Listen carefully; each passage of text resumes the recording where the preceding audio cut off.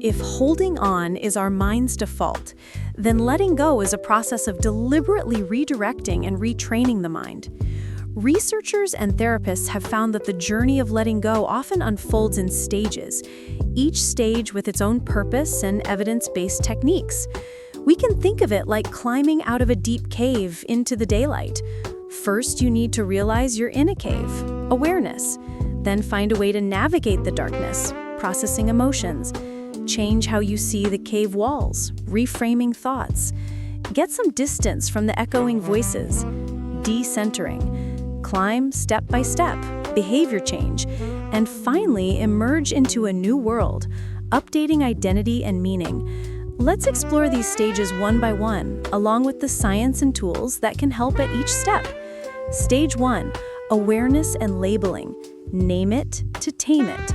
You can't let go of what you don't realize you're holding on to. So the very first step is awareness, recognizing what exactly you're feeling and ruminating about, and how it's affecting you. This might sound obvious, but often we go for days or months on autopilot. Our shoulders tense every time that topic comes up, our moods sour after that memory surfaces, and we just push it aside.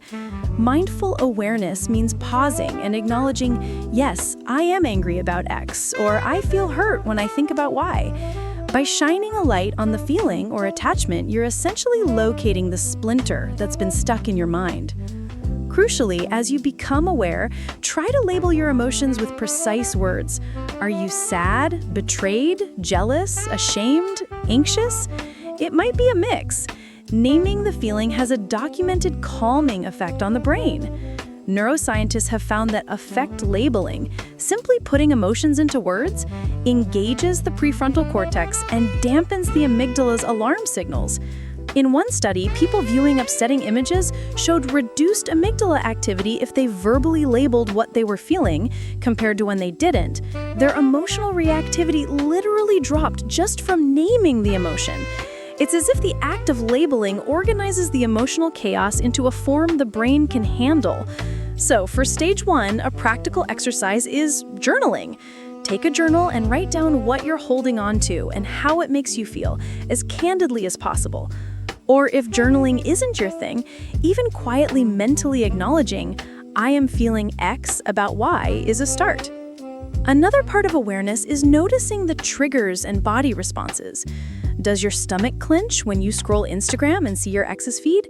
Do you get a headache when you think about that old argument with your sibling? These physical signals are clues to what's unresolved. Sometimes we discover that beneath a big, obvious emotion like anger, there's another one, like hurt or fear. Awareness is like emotional detective work, and it sets the stage for everything else. You can't reframe or process what you haven't first identified. One more tip here. Approach your observations without judgment. Try to adopt a mindful, curious stance, almost like a scientist examining a phenomenon. Instead of, ugh, I'm so pathetic for still being upset, think, interesting, my chest tightens when I recall that conversation. There's definitely still pain here. This compassionate curiosity creates a safe mental space to move to stage 2. Stage 2, emotional processing, allowing and releasing feelings. Now that you've identified the feelings, stage 2 is about experiencing them in a healthy way so they can be released. This is the feel it to heal it stage. It involves acceptance and emotional processing techniques. Research in therapies like acceptance and commitment therapy, ACT, emphasizes that allowing distressing emotions, rather than fighting them, actually reduces their persistence. Stephen Hayes, the founder of ACT, found that encouraging people to accept or sit with their feelings without judgment led to better outcomes in anxiety and depression than trying to suppress those feelings. So, what does this mean practically? It could be as simple as breathing and letting yourself cry when you feel sad, or punching a pillow when you feel angry in a safe environment. It could mean talking to a trusted friend or therapist and really expressing the hurt, fear, or sorrow you've been carrying. Think of emotions as energy that wants to move. If you bottle it up, it gets stuck and often converts into physical stress. If you open the bottle, yes, you might get a fizz or even an explosion at first, but then it settles. One evidence-backed strategy here is practicing mindfulness of emotions. For example, a short meditation. Sit quietly and turn your attention to the emotion in your body. Where do you feel it? Describe it in your mind. For example, there's a tightness in my throat and pressure in my chest. It feels like grief. Breathe deeply and allow it to be there, like you're making room for it. You might even say to yourself, "It's okay, let me feel this." This kind of exercise has been shown to help emotions dissipate more quickly compared to resisting them. One study indicated that people who practiced accepting their feelings showed faster cardiovascular recovery from stress than those who suppressed feelings. Acceptance is essentially signaling to your body, "I'm safe enough to feel this. I don't need to stay in fight or flight." Sometimes structured exercises help. Exposure therapy principles can apply in gentle ways. For instance, if you're letting go of someone who died or left, you might intentionally listen to your song or look at a photo and allow yourself to fully feel the sorrow, perhaps journaling or speaking out loud to express what's in your heart. It will be painful initially, but each time you do it, the intensity usually decreases. This is the process of extinction we mentioned earlier in real time. In fact, in grief therapy, they often encourage grief letters or dialogues where you let all the emotion out to the person, even if they'll never hear it. Similarly, for anger, writing an unsent letter pouring out your resentment and hurt can be cathartic. The goal is not to ruminate more. It's to consciously bring the emotion up and move through it, rather than skirting around it. The key point is, emotional processing isn't one and done. Feelings might come in waves. You might think you've cried it all out, and then weeks later, another wave hits. That's normal. Each wave is usually a little weaker. Over time, you notice, "Hey, I'm not crying at that movie scene anymore." Or, "I thought about that incident and didn't feel a surge of anger." That's progress. One more science tidbit. There's evidence that expressive writing for 15 to 20 minutes a day over a few days can improve emotional well-being and even physical health, like immune function, in people dealing with trauma or loss. By writing about your deepest feelings and thoughts regarding the issue, with no censoring, since it's private, you help your brain make sense of it and reduce internal inhibition. This was famously studied by James Pennebaker. So consider giving yourself the space to express, whether via writing, art, talking, or even somatic expressions like movement or shouting in a private space. Some people do primal scream therapy. Not for everyone, but it's an outlet. The bottom line, stage 2 is about letting the pain out in doses you can handle. It's confronting the feelings with courage and self-compassion rather than running from them. Think of it as lancing a wound so it can drain and heal. It might sting, but it prevents infection and speeds recovery. Stage 3. Cognitive reframing. Changing your perspective. Once the raw emotions have been acknowledged, it becomes more possible to engage the thinking brain to reinterpret the situation. Stage 3 is all about cognitive reframing, also called cognitive restructuring or reappraisal. This is straight out of cognitive behavioral therapy playbooks, and it has strong evidence behind it. As we noted before, reappraising an event can dial down emotional intensity by engaging the prefrontal cortex to soothe the limbic system.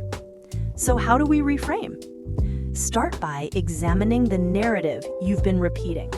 Often, when we're stuck, our narrative is rigid and negatively biased, e.g., "I'll never find love again because I messed up," or "that person did this intentionally to ruin me," or "I lost everything good because of that failure." These are interpretations, not objective facts, but they feel like facts to us.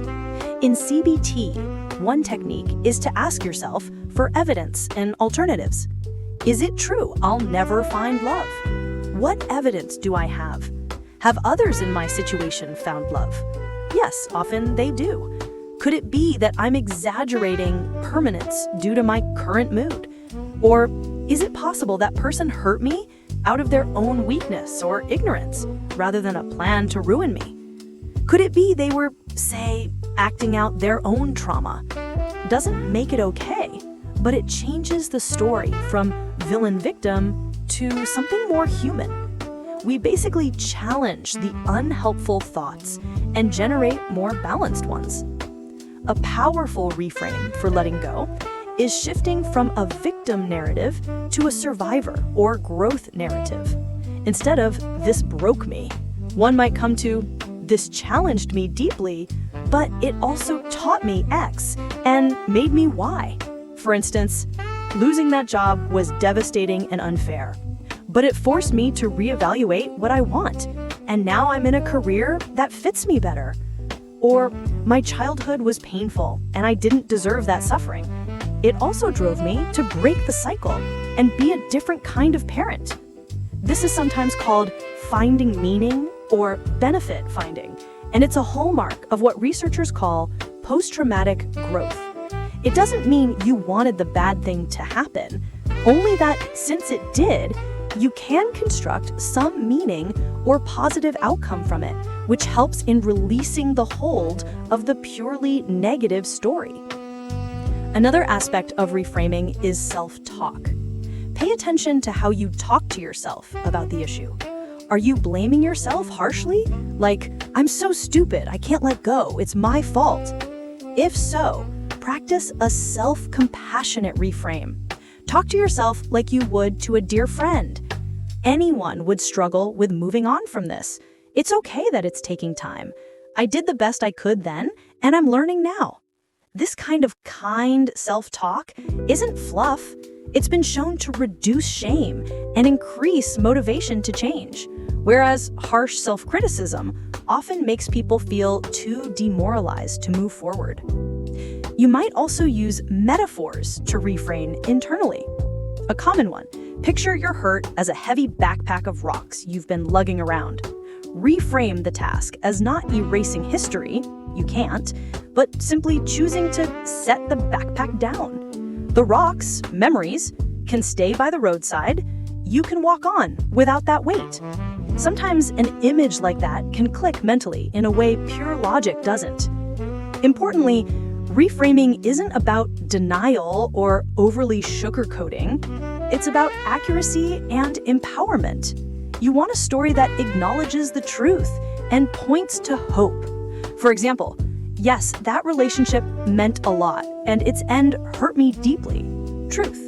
And I also know I can have meaningful connections in the future.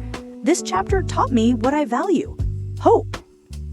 Therapeutically, one evidence-based practice here is writing a gratitude or lessons letter to the situation or person. This sounds strange, but after processing a lot, some people write something like, "Dear past, I acknowledge the pain you caused, but I also thank you for the lessons. You taught me resilience, you showed me what I don't want," etc. This doesn't excuse wrongs. It's reframing your relationship to the past from one of pure curse to one that maybe has a silver lining for your growth. The science. There's fascinating research, like one by Rojani et al. 2017 we touched on, when participants reappraised an interpersonal offense by considering a more benign interpretation, like thinking the offender might have acted out of ignorance or personal issues rather than malice. Their emotional brain responses cool down. Other studies show that reframing can reduce stress hormones and negative emotion in real time.